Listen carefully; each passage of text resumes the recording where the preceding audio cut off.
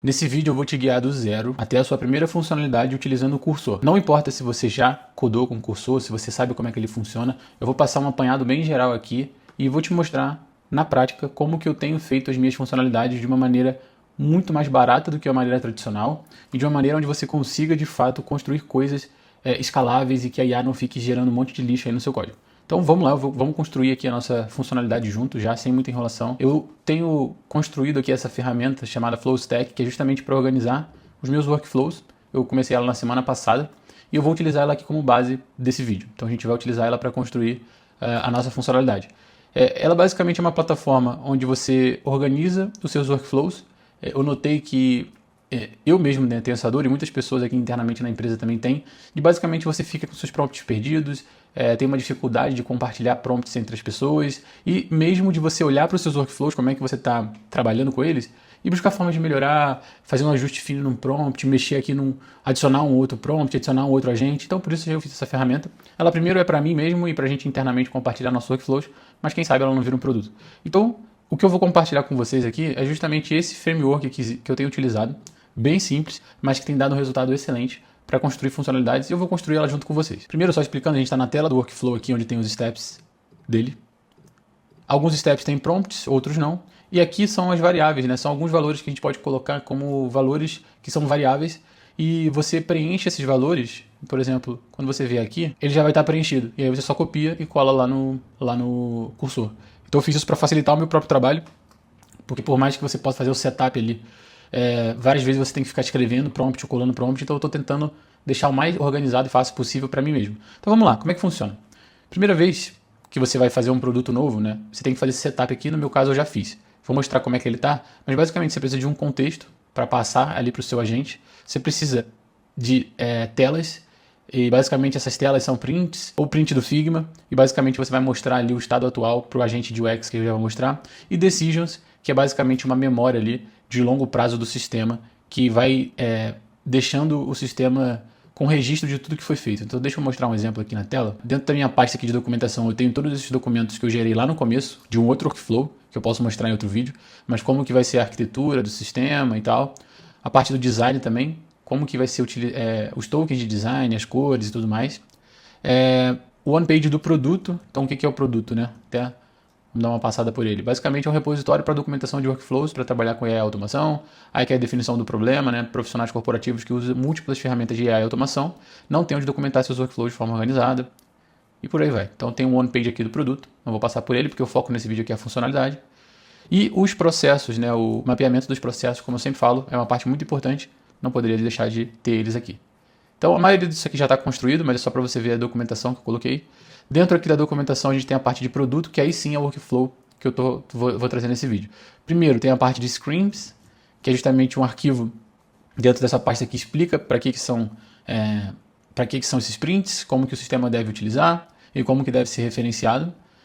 Aqui dentro tem as tasks que vão ser geradas dentro desse workflow, tem duas aqui que eu tinha colocado já, mas eu vou gerar uma do zero com você, e o readme para entender, para o sistema entender como é que funciona essa parte das tasks. Tem uma documentação aqui de contexto que vai ser passada também no prompt, já te mostro como é que a gente vai fazer isso, mas basicamente são os objetivos do usuário, as restrições do projeto, um contexto geral, e aqui dentro tem referência para documentação mais extensa, e a parte de decisões, que é a parte que eu falei do log de decisões que a gente vai tomando ao longo do processo, né, de construção, e você vai registrando elas aqui com data para que isso fique para outros desenvolvedores usarem, mas para IA usar também. Então tudo que é importante, né, óbvio que não é tudo que você vai salvar aqui, mas tudo que é importante você vai salvando e basicamente o seu sistema vai tendo essa memória de tudo que foi feito e por que foi feito, né? Isso é bem importante também. Isso aqui não faz parte necessariamente do workflow, mas é o setup inicial para você começar. Eu sugiro que você faça isso aí dentro do seu sistema também. Então vamos fechar isso aqui. Então vamos lá, para começar. Primeiro, o que a gente precisa? A gente precisa do agent de UX. Eu coloquei aqui um prompt para você criar ele no cursor. Como é que você vai criar?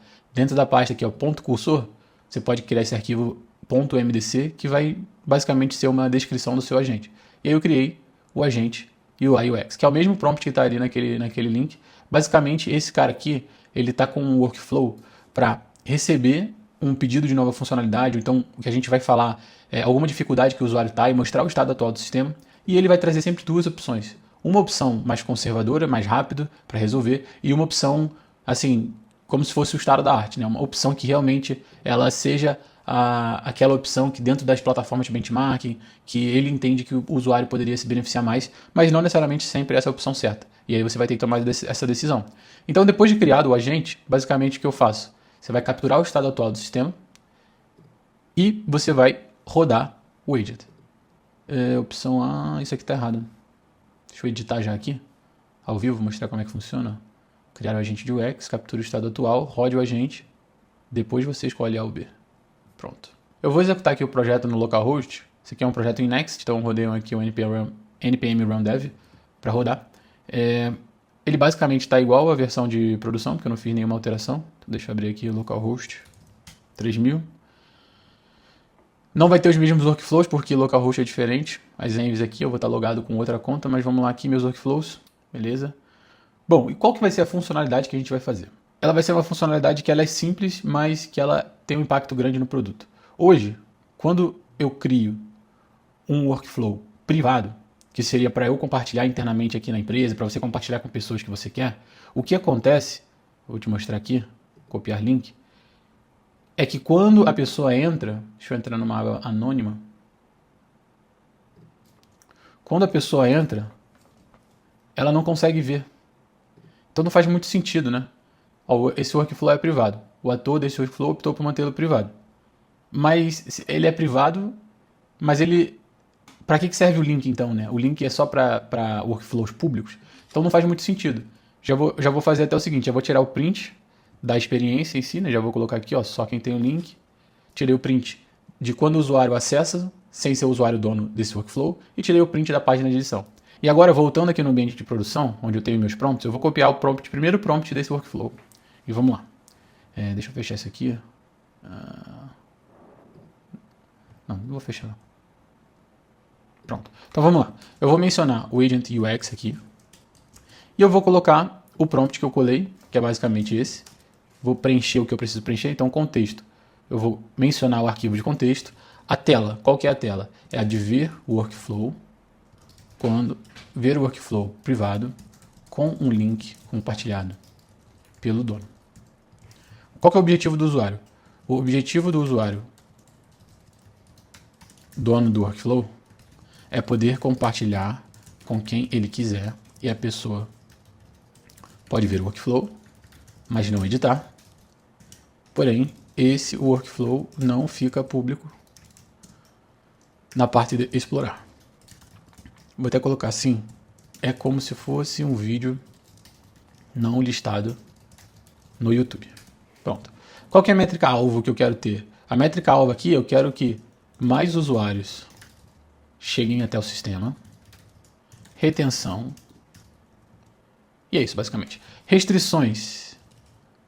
O usuário que tem o link, mas não é o dono, não pode editar. O usuário que... Não, é só isso, basicamente. Então eu vou pegar os screenshots que eu tirei, esses dois. Vou adicionar aqui na pasta de screens.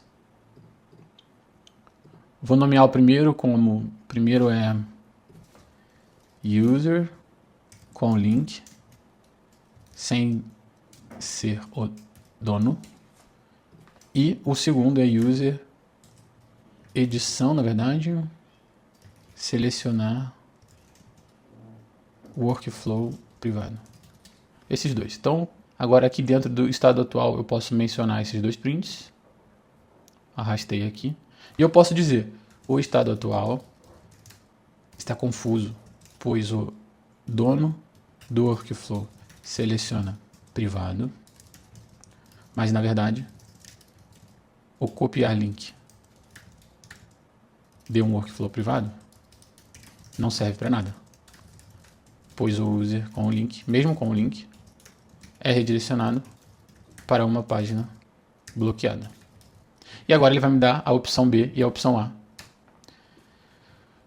Como eu comentei, né? A opção A vai ser uma opção mais conservadora e a opção B vai ser uma opção onde a gente tem mais o estado da arte. Então vamos esperar um pouquinho, eu vou cortar o vídeo aqui, quando ele retornar eu volto. Então vamos lá, ele me retornou aqui e basicamente esse workflow ele tem bastante interação ali com a IA, tá? Então você vai ter que tomar decisões, vai ter que ler o que ele está te retornando para você de fato conseguir decidir. A parte do contexto aqui, basicamente ele pegou lá do arquivo que eu mostrei no início.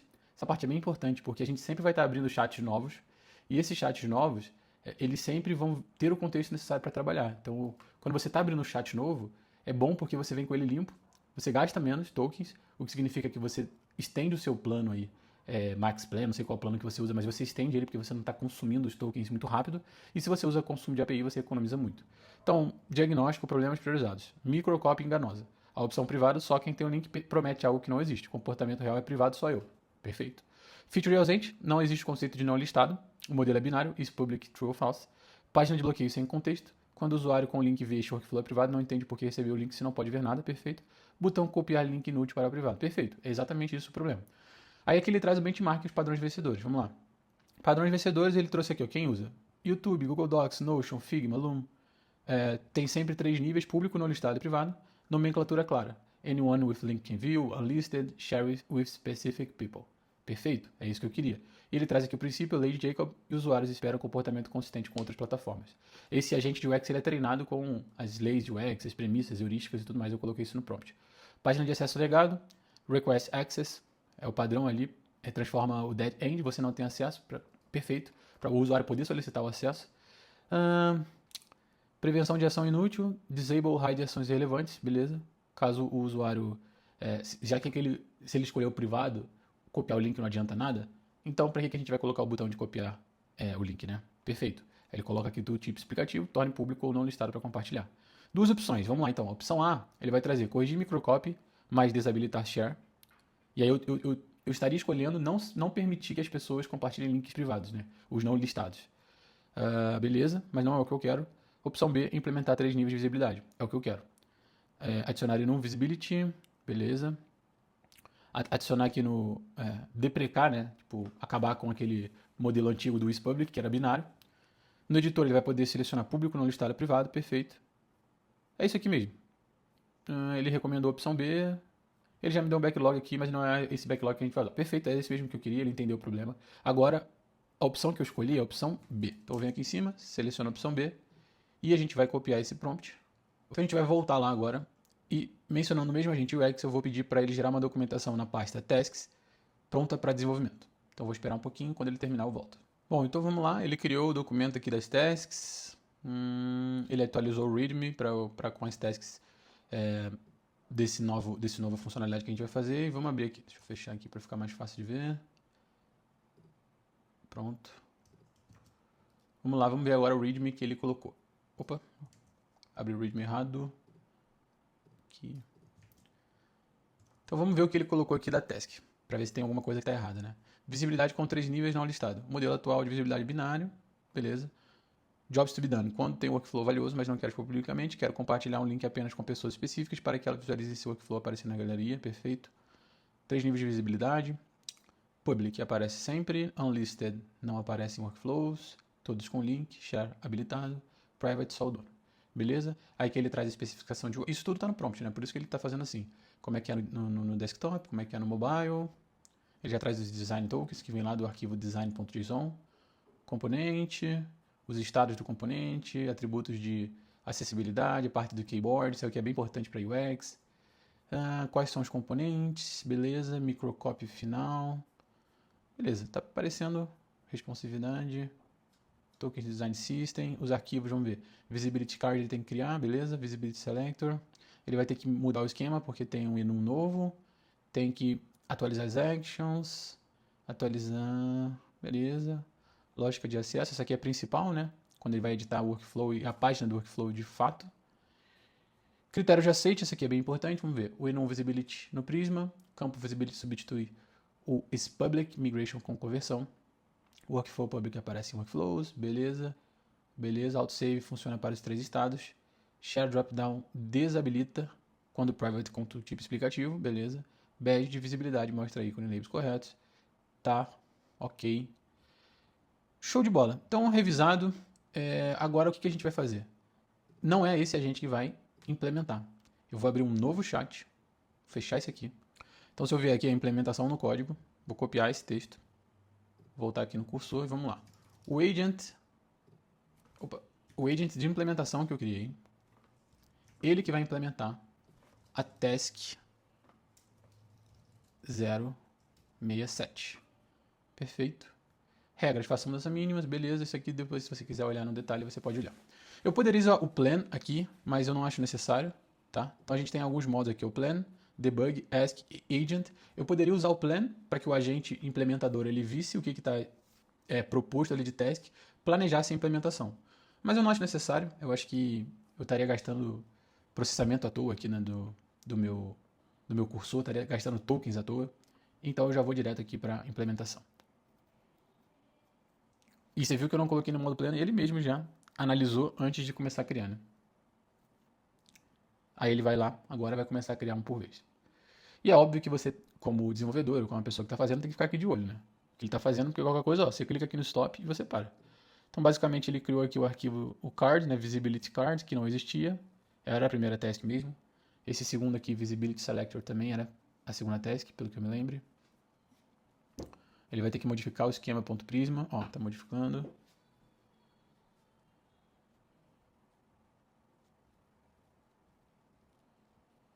Aqui ele marcou como deprecado, né, deprecated, o isPublic, que era o que a gente usava. Depois eu vou remover. Eu não gosto de fazer muita coisa ao mesmo tempo, porque se eu remover isso aqui pode ser que eu quebre alguma compatibilidade. Então eu não vou remover agora. Primeiro eu vou fazer essa funcionalidade, garantir que ela está estável, aí sim eu faço. Aí assim eu faço a remoção do isPublic. Let's update of workflow actions. Vamos ver, ó, ele tirou o isPublic, ele está pegando agora o visibility. Beleza. Ó, aí aqui, por exemplo, eu não quero que ele utilize os dois. Aqui eu já quero que ele... na verdade não. Como a gente tem em produção... por enquanto eu vou ter que deixar os dois mesmo, porque em produção já tem vários workflows que estão com essa flag isPublic, true ou false. Se eu mexer aqui, provavelmente eu ia quebrar esses, que eu vou fazer depois uma migração, né? Para pegar tudo que estava com isPublic true, eu vou botar visibility public e vou até anotar isso aqui. Então eu vou até anotar isso aqui para não esquecer. Para remover o isPublic do Prisma e montar uma migração para os atuais. É simples, mas vai dar um trabalhinho. Caralho. isPublic igual a true.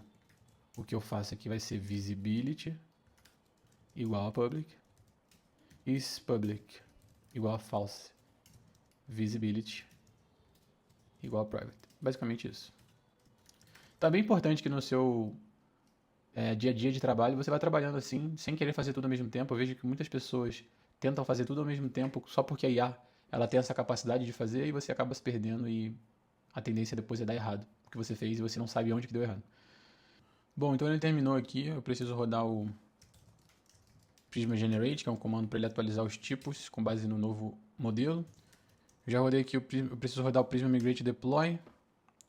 Pronto, executado. Agora vamos voltar ali para o nosso agent implementador. Ele colocou aqui umas notas, beleza, nada demais. Ok. Então vamos lá, próximo passo. Eu tenho um prompt aqui de QA e regressão de teste para que ele faça, o mesmo agente que implementou, ele faça uma revisão de inconsistência, acessibilidade, coisas que às vezes o agente está implementando não se atenta. E aí eu faço que ele volte e olhe somente para isso. Geralmente ele encontra alguns erros, tá? Já encontrou aqui. Acessibilidade, UI. Com base, ele sempre olha a task que ele fez e ele dá uma olhada para ver se ele fez tudo, né? Isso é muito importante. Não acho que a IA vai lembrar de tudo e fazer tudo só porque ele sai escrevendo um monte de código. Não tem nada grave aqui, né? Retry no estado de erro. E ele me dá aqui um checklist. Esse checklist é importante o quê? Para a gente ter um direcionamento já para testar a nossa aplicação manualmente mesmo. Então deixa eu só executar de novo. Então ele terminou a implementação, vamos testar aqui os 3 tipos básicos. Eu vou colocar teste ao vivo. Vamos ver como que ele vai se comportar. Então público, teste ao vivo tem que estar aparecendo na galeria. Explorar, teste ao vivo está aqui, que é onde qualquer usuário poderia ver. O privado, ele não pode estar ali no explorar, né? Cadê explorar? Ele não está, beleza. Então vou pegar aqui agora, vou copiar o link do privado e vou abrir uma nova aba anônima. Este workflow é privado, beleza. E agora, vamos ver o não listado. Copiar link. Vamos lá na aba anônima. E eu consigo ver, mesmo não logado. Show de bola. Show de bola, tá funcionando. A única coisa que eu senti falta aqui, quando ele tá privado... O que eu senti falta aqui é que quando ele tá privado, eu não consigo, ó... Se você é autor, faça login para acessá-lo. Eu não consigo solicitar, né, como ele tinha falado. Não consigo solicitar para o autor. Mas é também uma feature um pouco mais complicada, né? Para solicitar eu teria que fazer uma notificação pro autor. Eu não tenho notificação no sistema, então não é tão simples assim. Beleza. Agora eu vou pedir para ele aplicar as correções ali menores que ele já levantou. Então ele está corrigindo aqui o que eu pedi para ele fazer, ele levantou. Não tinha nenhuma prioridade grave assim. Mas eu quero manter sempre o padrão aqui nesse repositório. Eu quero que as coisas se mantenham organizadas, então eu vou deixar ele corrigir e eu já volto quando ele terminar. Bom, terminar aqui a correção dos testes, ó, apareceu aqui que não estava aparecendo o copiar link com tooltip, no caso do privado, né, o copiar link desabilitado com tooltip. Então no mobile também está certinho. E agora, próximo passo, vamos voltar lá para o Flow Stack em produção. Já implementou, já fez o QA. Próximo passo é esse revisor pré-commit, que vai olhar para outras coisas. Mais uma vez, eu vou abrir um novo chat, eu vou mencionar esse agent pré-commit que eu já criei, e eu vou pedir para ele fazer uma revisão pré-commit de tudo que foi alterado. E ele vai fazer essa revisão para mim. Ele vai obter o que foi alterado de arquivo, né? Eu peço para ele se organizar em batches, para ele ir trabalhando, para não fazer tudo ao mesmo tempo. E aí ele vai começar a revisão pré-commit. O que vai acontecer depois? Eu vou fazer um pull request e eu vou ter um agente também para revisar o pull request. Então assim você garante que você está trabalhando de uma maneira diferente com a IA, sabe? Então olha, a gente gastou aqui mais ou menos o quê? Uns 30 minutos para fazer uma funcionalidade. Uma funcionalidade simples, só que você está fazendo de uma maneira consistente, de uma maneira decente, não é aquele uso da IA onde você pede ali, gasta muito tempo conversando, gasta muito tempo digitando e pouco tempo analisando, né? Aqui eu já fiz um workflow que ele está sempre padrão. Se algum prompt desse começar a ficar ruim, eu vou mudar o prompt, vou testar e vou atualizar lá o workflow. Mas a ideia é facilitar esse trabalho mais repetitivo e liberar você para tomar essas decisões, né? Então eu coloquei aqui, ó, lista de decisões para o humano. Deixa eu ver o problema, né, primeiro. Então vamos lá. Batch 1. Arquivos revisados, rico geral baixo, pontos positivos, ok. Achados prioritários, duplicação de tipo visibility, vamos ver. Local, libtypes e dentro do esquema pontos prisma. O tipo visibility é definido manualmente em types, mas também é gerado pelo cliente do Prisma. Remover o tipo manual e importar o visibility. Ah, sim. Eu já tinha até olhado isso antes, mas eu nem falei nada e agora ele já não deixou passar, então vamos fazer isso. Helper function sem cobertura de testes. Ele queria criar testes para o helper function, não vou fazer isso agora. Aceitar dívida técnica. Timeout hard coded no hook, boas práticas, ele quer extrair isso. Valor mágico, não, também não vou. Eu vou deixar como está. Não quero extrair constante de timeout. Falta validação de exaustividade no switch. Usa includes. Mas se o visibility ganhar novos valores, o código não vai falhar de forma segura. Perfeito. Isso aqui tem que ser feito também. Ele não colocou aqui, mas tem que ser feito. Corrigir. É isso. Então, vamos primeiro corrigir e depois ele vai para o próximo batch. E aí na sua empresa, no seu time, ou no seu trabalho, o ideal é que você tenha algo parecido com isso, né? Onde você tem os seus padrões aí do seu projeto, o que você usa, se é Python, se é Nest, se é Next, se é Postgres, se é MySQL. E você tem esses padrões definidos, depois você tem um workflow onde todo o time usa um workflow parecido, com os mesmos agents, com a mesma configuração e os mesmos prompts, porque você vai garantir uma estabilidade no output muito forte. E aí, todo o time, em vez de cada um estar usando da sua maneira, cada um está usando da mesma maneira e todo mundo pode olhar para esse workflow, para esse prompt de uma maneira a melhorar. Ó, isso aqui não funcionou nesse caso de feature, vamos criar um sub-workflow, vamos criar um outro workflow para esse tipo de feature. E assim vai, assim você vai ganhando mais produtividade e vai ganhando também mais estabilidade no que está saindo da IA, né? Então vamos lá, ele terminou aqui o batch 2, vamos ver. Unificar visibility value. Ah, a mesma coisa que ele já tinha feito no outro, né? Mas agora são novos arquivos. Extrair visibility config para arquivo centralizado. Ué, como assim? Ah, tá. Ele tem dois arquivos diferentes, visibility config, então extrair é uma boa opção. Você vê como a IA ela vai gerando alguns débito técnico no seu código, né? Então, se você não tem esses processos de voltar e revisar, você acaba deixando passar e você fica, por exemplo, com um monte de coisa duplicada no teu código. Handle retry, Retry não funciona, vou pedir para ele implementar o retry. E aqui a acessibilidade para erro, sim. Então vamos lá esperar ele corrigir isso que ele levantou no batch 2. Então aqui o batch 3, ele achou duas coisas. Eu vou só pedir para ele tirar o cast redundante e para ele não mexer no meu arquivo de tasks. Bom, finalizada essa fase agora, o que eu vou fazer? Eu vou criar uma nova branch. Você poderia pedir para ele fazer isso também, mas eu prefiro fazer aqui na mão. O nome dessa branch vai ser Visibility. Eu vou adicionar aqui todos os arquivos, vou tirar a documentação, vou tirar as imagens, vou tirar o arquivo de tasks, que não precisa. Vou deixar o resto aqui, o readme, decisions, beleza, vou comitar.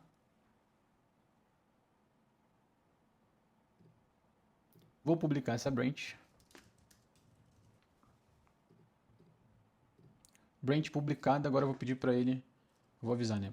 Criei uma branch e publiquei e quero que você abra um PR para a master. Eu poderia ir lá no GitHub, mas é só para facilitar a minha vida. Agora eu vou pegar o agente revisor de PRs e eu vou abrir um novo chat, mais um, e vou pedir para revisar o PR. Então assim fica muito difícil realmente de você ficar com o sistema todo zoado aí, todo cagado de IA. Se você e o seu time se preocuparem com os padrões, se preocuparem com os padrões corretos, em definir da forma correta, é muito difícil que você vai cometer os mesmos erros que a galera comete. Então aqui eu vou copiar esse prompt, vou jogar aqui em cima, ele vai revisar o PR que acabou de ser criado.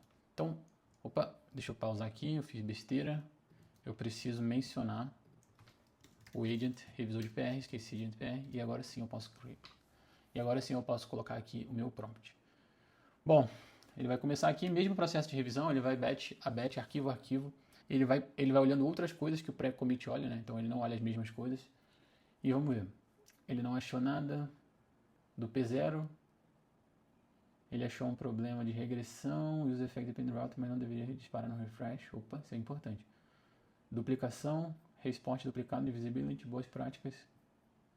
Não tem plano de remoção. Ele acaba achando algumas coisas que não são necessárias fazer agora. Até porque se você está no controle ali, por exemplo, eu já tinha anotado de fazer esse plano de remoção, né? Então não preciso que ele faça nada. O P1 aqui, alta complexidade, regressão potencial.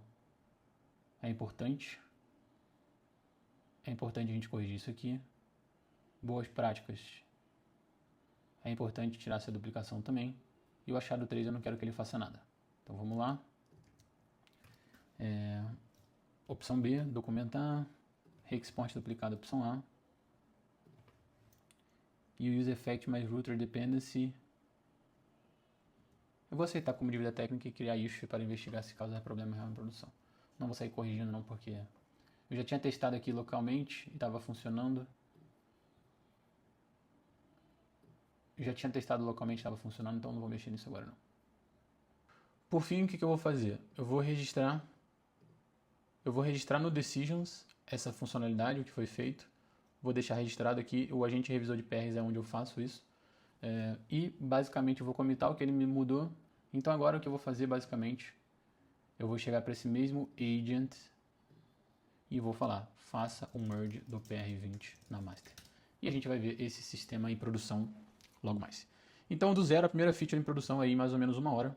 De novo, é uma metodologia de trabalho organizada, não é uma metodologia de trabalho rápida, a mais rápida de todas, vamos dizer assim, porque seria muito mais rápido se você abrisse um chat e não colocasse nenhuma configuração pré-determinada, nenhum dos padrões, nenhum setup, e falasse, isso tá ruim, corrige. E aí ia ser aquele correção macarrônica, né, que você vê, às vezes você vê no seu time, às vezes você mesmo já passou por isso, você já passou por esse tipo de problema. Então vamos lá, basicamente agora, aqui está o sistema localhost, beleza? Aqui está o sistema atual. Esse sistema atual ele ainda não tem, ele só tem o privado e o público.